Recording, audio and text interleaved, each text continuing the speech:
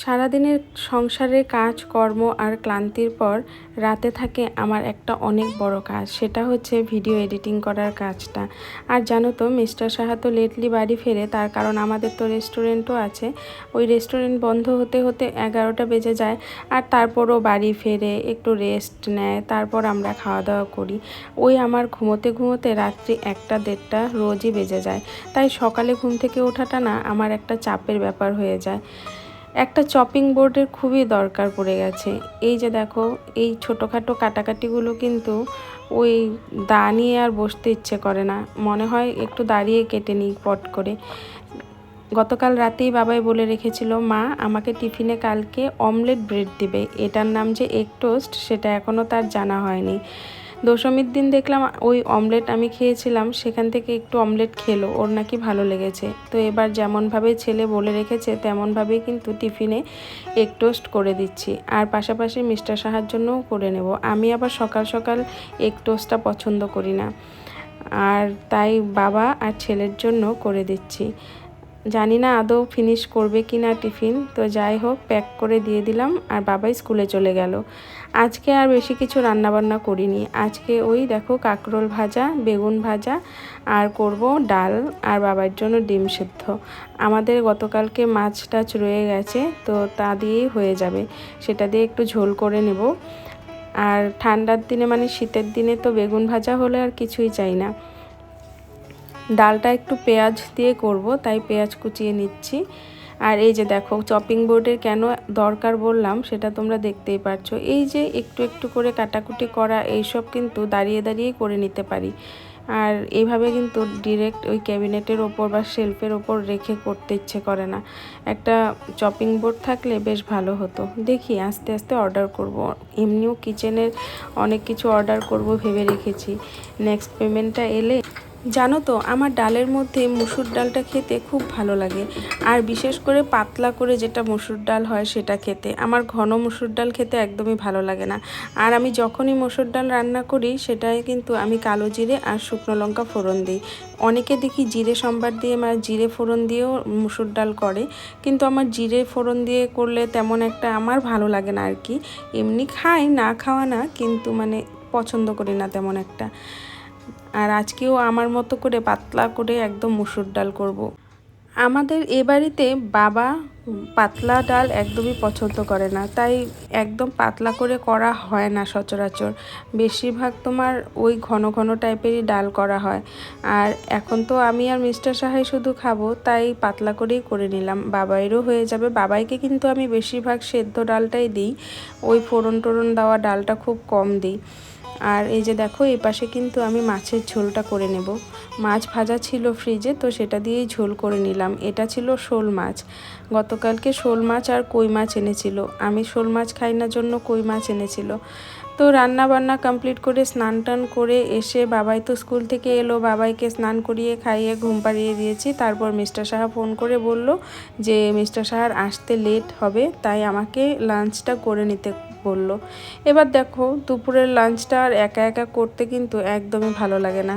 মা এ ঘরে থাকলে তো মার সাথেই করি যেদিন মিস্টার সাহার লেট হয়, আর আজকে একা একা লাঞ্চ করতে হবে, ভালো লাগে না, একদম খুব বোরিং লাগে। আর এই যে দেখো, আমার প্লেটটা কিন্তু আমি সাজিয়ে নিচ্ছি, বেগুন ভাজা আর কাঁকরোল ভাজা, ডাল, আর সঙ্গে নিয়েছি কই মাছের ঝোল।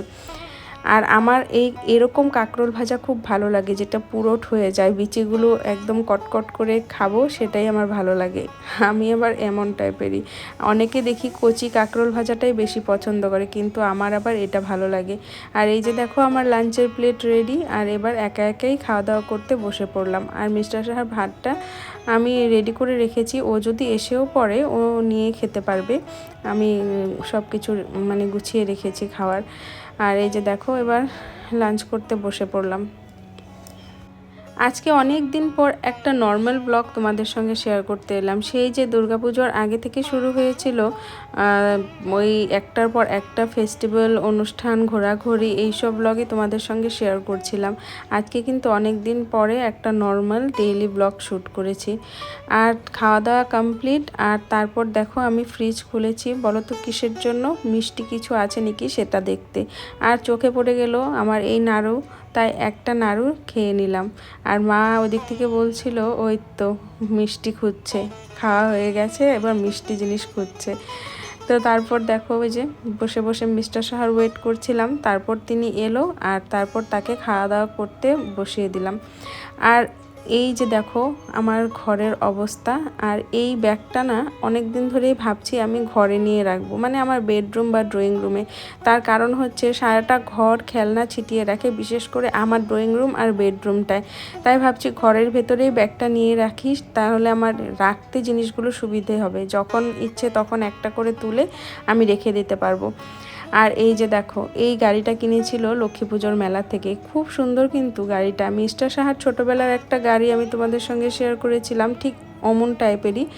আর বলছিল যে মামার মতো গাড়ি স্করপিও কিনেছে এইসব বলছিল, আর ওর এটাই চাই। আমি, বোন, ভাই আমরা তিনজন ছোট থেকে বড় হয়েছি। যে কোনো মেলা বা পুজোতে ঘুরতে গেলে কিন্তু আমরা কখনোই কোনো কিছুর জন্য জেদ করিনি বা বায়না করিনি যে আমাদের এটা লাগবে, কিন্তু এখনকার বাচ্চা কাচ্চার ক্ষেত্রে, ম্যাক্সিমাম বাচ্চার ক্ষেত্রে এটাই দেখি। তো জানি না এই অভ্যেসটা কিভাবে হয়। আসলে কি বলতো, আমরা তো সেই অভাব জিনিসটা বুঝেছি ছোটোবেলায়, বিশেষ করে আমি আর বোন। আমরা জানো তো আমরা কুপি জ্বালিয়েও পড়াশোনা করেছি, হ্যারিকেন, ল্যাম্প এইসব দিয়েও আমরা পড়াশোনা করেছি। একটা বিছানায় 4 ভাই বোন, মানে আমি, বোন, টুম্পা, বড় ভাই, আমরা সবাই পড়াশোনা করেছি। তাই আমাদের মধ্যে ওই ডিমান্ড বা আবদার ওই জিনিসটা একদমই ছিল না। আর এখনকার বাচ্চারা ছোট থেকেই সব কিছু বুঝে যায় যে আমাকে তো দিচ্ছে, আমি যখন যেটা চাইছি আমি তো পাচ্ছি, তাই হয়তো ওরা ডিমান্ড করাটা শিখে যায়। তো এইসব অভ্যেস কীভাবে চেঞ্জ করব জানি না। আমি তো রাগারাগি শুরু করে দিই, আর মিস্টার শাহ আমাকে বলে যে এখন করবে না তো কি বড় হলে করবে। বাবারা হয়তো এমনই হয়, মানে ছেলে একটা জিনিস চাইলে সেটার জায়গায় দুটো এনে দেবে, কিন্তু আমি চাইলে কিন্তু মানে 1000বার চাওয়ার পর হয়তো সেই জিনিসটা আমার জন্য আসবে। বিকেলে একটু পাওয়ার ন্যাপ নিয়েছিলাম বলতে পারো, ওই 10-15 মিনিটের। তো তারপর উঠেছি, এবার বাবাইকে খাওয়াবো। আর আগামীকাল তো স্কুল নেই, তাই কিন্তু ও বায়না ধরলো, যেহেতু গোবিন্দ মন্দিরে পাঠ হচ্ছে, তাই বাবা আর মা তো রোজই যায়, তাই ও বায়না ধরলো আজকে ঠাম্মি আর দাদার সঙ্গে যাবে ও মন্দিরে পাঠ শুনতে। ভাবো, ওর জন্য আমিই যাই না পাঠ শুনতে, যে আমাকে 5টা মিনিটও ভালোভাবে শুনতে দেয় না। আর যার জন্যেই ও এখন যাচ্ছে মন্দিরে পাঠ শুনতে। তো যাই হোক, ওকে খাওয়াবো, তারপর আমি একটু নিজের জন্য চা করব। চাটা তো আমি সন্ধেবেলায় খাই না, কিন্তু আজকে একাদশী, আর একাদশীর দিন না মা হচ্ছে ওই একটা সাবুদানা আর আলু দিয়ে একটা পকোড়া টাইপের করে, যেটা দেখলাম ঘুম থেকে উঠে দেখলাম মা দিয়ে গেছে আমার রুমে ভেজে। তো সেই বড়াটা দেখেই মানে চা খেতে ইচ্ছে করলো, তো যার জন্য নিজের জন্য একটু চা করব। আর এই যে দেখো উনি খাওয়া দাওয়া করে রেডি বাবার সঙ্গে যাওয়ার জন্য, আর আমি শুধু একবার বলেছিলাম যেতে হবে না, যার জন্য কান্নাকাটি করে দেখো এবার যাচ্ছে পাঠ শুনতে উনি, বুড়া মানুষটা। আর সবাই চলে গেল মন্দিরে, আর মিস্টার সাহা তো রেস্টুরেন্টে, আর এবার আমি একা একা বাড়িতে। আর এবার নিজের জন্য 1 কাপ চা করব আর চা খাবো। আজকে সারাদিন সব কিছু একা একাই খাচ্ছি, জানি না। ওই সকালেও তো একাই চা খাই, সকালের চাটা আমি একাই খাই সবার শেষে, সবাইকে খাওয়া দাওয়া করিয়ে পাঠিয়ে দিয়ে তারপর একা একা নিজের চাটা নিয়ে বসি রিল্যাক্স হয়ে। আর আজকে দুপুরের লাঞ্চটাও একা একা করলাম, এবার সন্ধ্যের চাটাও একা একাই। তো কি করব আর। আর এদিকে মাসি বাসনগুলো ধুয়ে দিয়ে গেছিলো।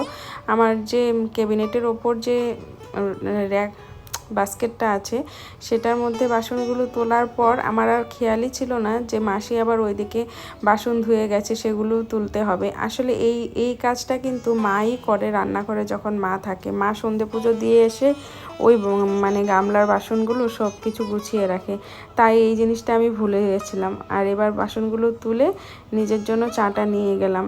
আর বাবাই কিন্তু চলে গেছে, আর মা আর কাকিমণি একটু পরে গেল।